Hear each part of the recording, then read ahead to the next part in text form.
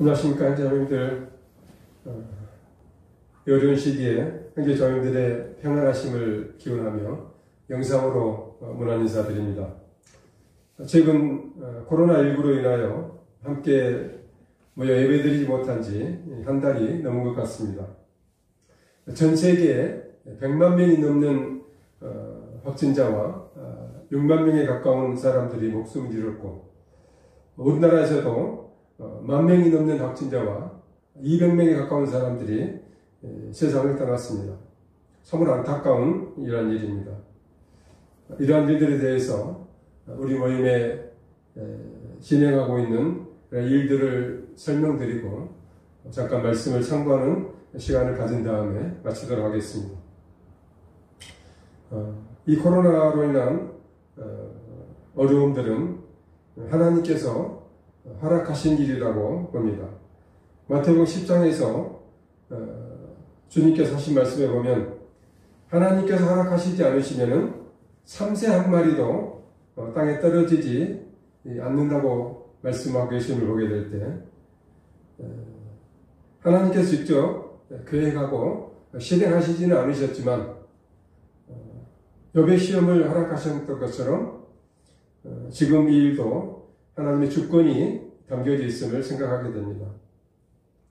또 인생의 연약함을 이 일을 통해서 생각해 보게 됩니다. 몸은 죽여도 영혼은 죽이지 못하는 자들을 두려워하지 말고 오직 몸과 영혼을 능히 지옥에 멸하실 수 있는 일을 두려워하라고 하시는데, 인생들은 눈에 보이지 않는 아주 적은 바이러스로 인하여 두려워 떨며 어찌할지 알지 못하는 연약한 존재임을 생각하게 됩니다.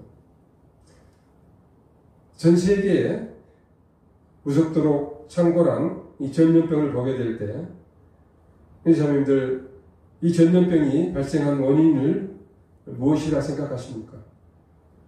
구약 성경에서는 하나님께서 말씀하시기를 혹 내가 하늘을 닫고 비를 내리지 아니하거나 혹 메뚜기들에게 토산을 먹게 하거나 혹 전염병이 내 백성 가운데 유행하게 할 때에는 내 이름을 일컫는 내 백성이 그들의 악한 길에서 스스로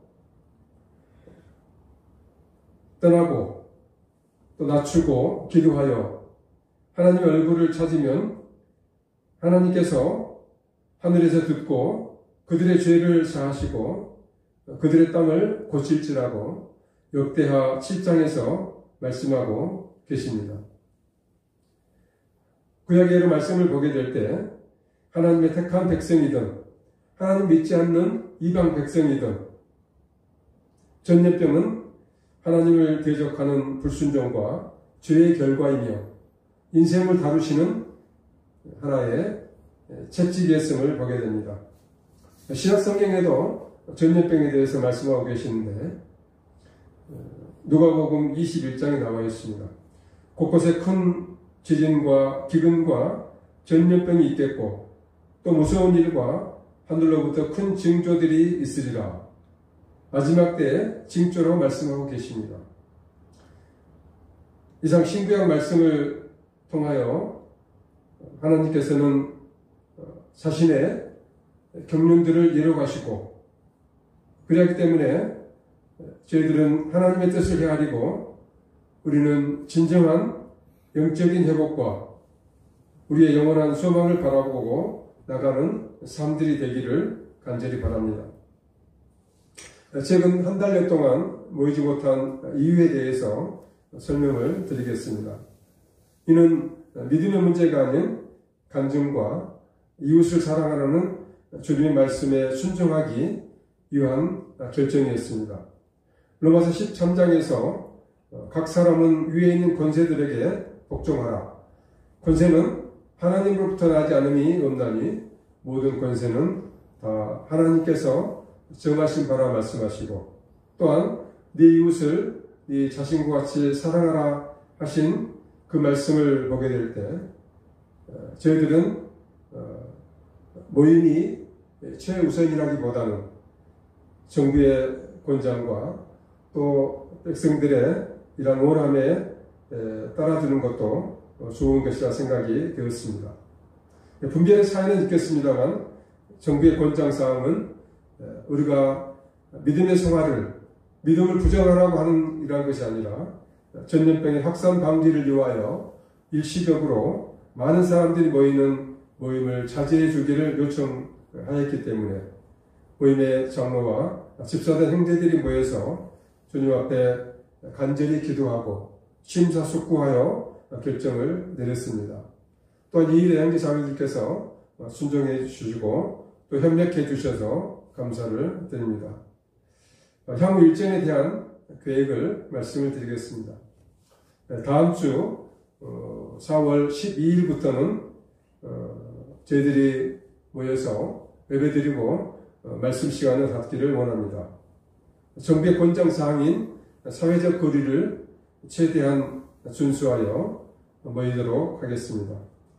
성도님께서 예배당 오실 때에는 마스크를 착용해 주시고 예배당에 들어오시면 발열 체크와 손 소독제를 받으시고 참석자 명단을 작성하신 후에 2층으로 올라가셔서 예배와 말씀을 준비해 주시면 감사하겠습니다.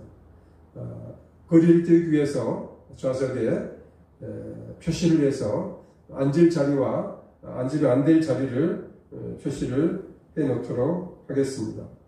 그리고 혹시 건강에 어려움 있으신 성도님들과 어린아이를 둔 자매님들께서는 당분간 각 가정에서 예배를 드리시고 말씀을 상고하는 시간을 가져주시면 감사하겠습니다.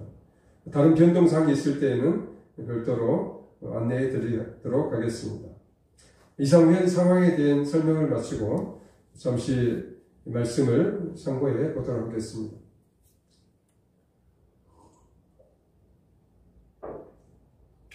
오늘 말씀은 에스라서 8장 27절을 본문의 말씀으로 선택했습니다. 본문의 말씀을 제가 읽겠습니다. 또 금잔이 20개라 그 무게는 1000지릭이요 또 아름답고 빛나 금같이 보배로운 넉그릇이 2개라.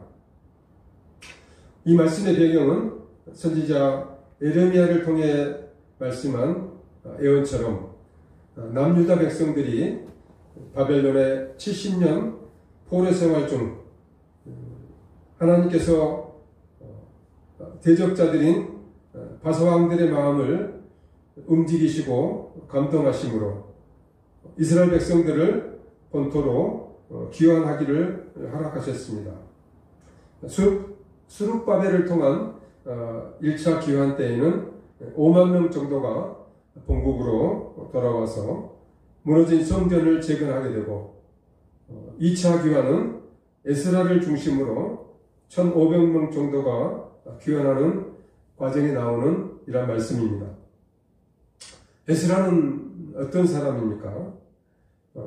에스라는 아론의 16대 손으로 당연히 제사장이 되었습니다.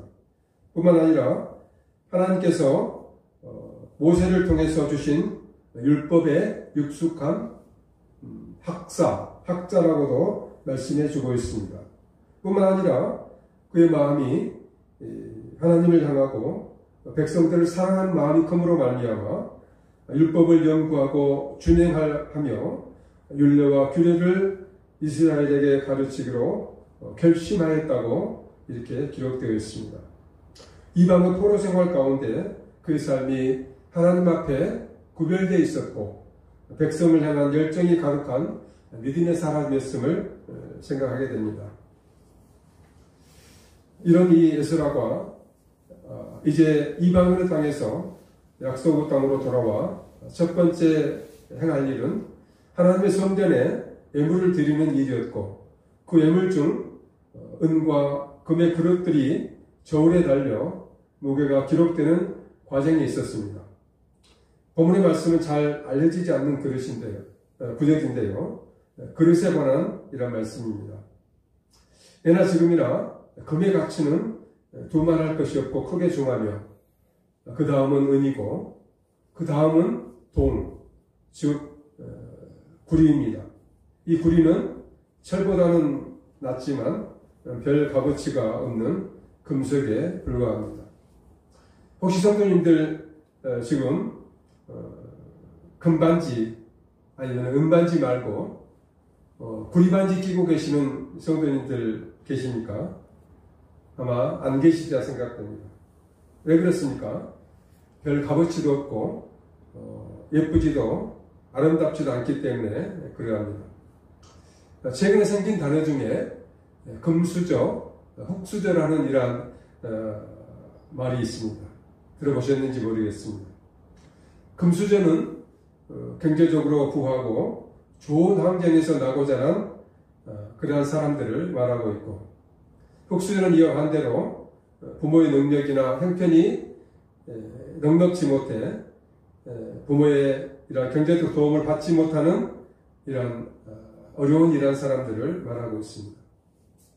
고린도전서 1장 26절 말씀 보게 되면은 형제들아 너희를 부르심을 보라. 너희 중에 지혜로운 자가 많지 아니하며 능한 자가 많지 아니하며 문벌 좋은 자가 많지 아니하도다. 태어난 이 배경이 육체를 가지고 난 이것이 그렇게 금수저를 물고 태어난 사람이 많지 않음을 보게 되며 저 또한 흙수저와 같은 그러한 태생이었던 것을 생각하게 됩니다. 그렇지만 고린도전서 1장 27절 이하의 말씀을 보게 되면은 그런 흙수저와 같은 저와 우리를 하나님께서는 부르시고 또 택하시고 또 정말 없는 것을 부욕해 하시는 그 하나님심으로 알미암아 금수저와 같은 자들을 부끄럽게 하셨다고 말씀하고 계십니다. 다시 본문의 말씀을 살펴보면 그릇 두 개가 있는데 이 그릇은 아름답고 빛나 금같이 보배로운 놋그릇이라고 칭하고 있습니다. 예전 저 어렸을 때 설 명절이면은 어머니가 평상시 잘 사용하지 않는 조각하고 부르스름한 녹이 쓴 그 녹그릇을 꺼내서 지푸라기로 열심히 닦는 이런 모습을 봤습니다. 잘 닦으면 이제 윤이 나고 번쩍거리지만은 또 사용을 하지 않고 관리를 하지 않으면 금세 색이 변하고 볼품이 없는 이 그릇이 바로 녹그릇인 것을 생각하게 됩니다. 에스라에서 나오는 녹그릇은 어떤 모습입니까? 녹이 슬고 보잘것없는 그런 모습이 아니라 정말 그 태생은 놋이었지만 저 아름답고 빛나 금같이 보배로운 녹그릇, 어떻게 보면 금보다도 더 아름다운 그 모습이었으리라 생각이 되어집니다. 포로 생활에서 귀환하는 그런 어려운 일한 여정이었지만 누군가는 열심히 이 녹그릇을 받고 관리를 잘했기 때문에 금그릇도 은그릇도 아니었지만 아름답고 빛나 보배로운 모습으로 나타났으리라 생각이 되어집니다. 지금 코로나 바이러스로 인하여 혼란하고 많은 사람들이 죽음의 그림자가 자기에게 찾아올까 하는 이 불안과 어려움 가운데 처해 있지만 하나님의 부르심을 받은 저희들, 새로운 피조물인 저희들, 오히려 이 어려움을 극복할 수 있는 세상의 빛이요 소금과 같이 나타날 수 있기를 바랍니다. 여러분들 주님 안에서 더 절제하고 근신함으로 우리 자신을 믿음 가운데서 지키고 하나님께서 성도에게 주어진 이 본분, 성도의 길을 갈 수 있기를 같이 기도하셨으면 좋겠습니다. 그렇게 할 때에 마태복음 13장에 나오는 말씀입니다. 그때 의인들은 자기 아버지 나라에서 해와 같이 빛나리라고 주님께서 말씀해 주고 계십니다. 주님께서 우리를 기대하시고 우리를 만나보기를 원하시는 그런 주님이신 것을 이 시간 생각하게 됩니다. 마지막 인사입니다. 빌립보서 4장 1절로 13절의 말씀입니다. 내가 어떠한 형편에 처하든지 나는 자족하기를 배웠노니 나는 비천에 처할 줄도 알고 풍부에 처할 줄도 알아. 모든 일 곧 배부름과 배고픔과 풍부와 궁핍에도 처할 줄 아는 일체의 비결을 배운다라. 내게 능력 주시는 자 안에서 내가 모든 것을 할 수 있느니라. 이 말씀은 사도 바울이 감옥에 갇힌 중에서 어려운 가운데서 주님으로 말미암아 이제 자족하는 스스로 일어서는 이러한 법을 배웠다고 하는 이 고백의 말씀입니다. 인자분들 건강이 어려우시고 어떤 성도들은 경제적으로 또 어려움을 겪는 이러한 가정도 계시리라 생각되어집니다. 하지만 임마누엘의 하나님, 우리 함께 하시겠다는 그 하나님께서 우리의 모든 삶을 주관하시고 또 때를 따라 피할 길들을 예비해 주시리라는 생각을 하게 됩니다. 우리가 자주 모이지는 못할지라도 우리 개인적으로 더 기도하고 성경을 참고하심으로 말미암아 주님의 자비와 또 긍휼이 우리 가운데 더 넘쳐서 속히 이 어려움들이 해결이 되고 자유로운 가운데서 주님을 예배하고 또 성경 교제를 나누며 또 주님께서 분부하신 그러한 복음을 전하는 이러한 일들과 주님을 사랑하는 아름다운 이 날들이 속히 되기를 원하는 그런 마음이 간절합니다. 주님의 평강이 성도님들과 성도님들의 각 가정에 풍성하기를 기도합니다. 다시 면대하여 자유롭게 교제할 그때까지 주님 앞에서 강건하시고 또 평안하시기를 거듭 바랍니다. 감사합니다.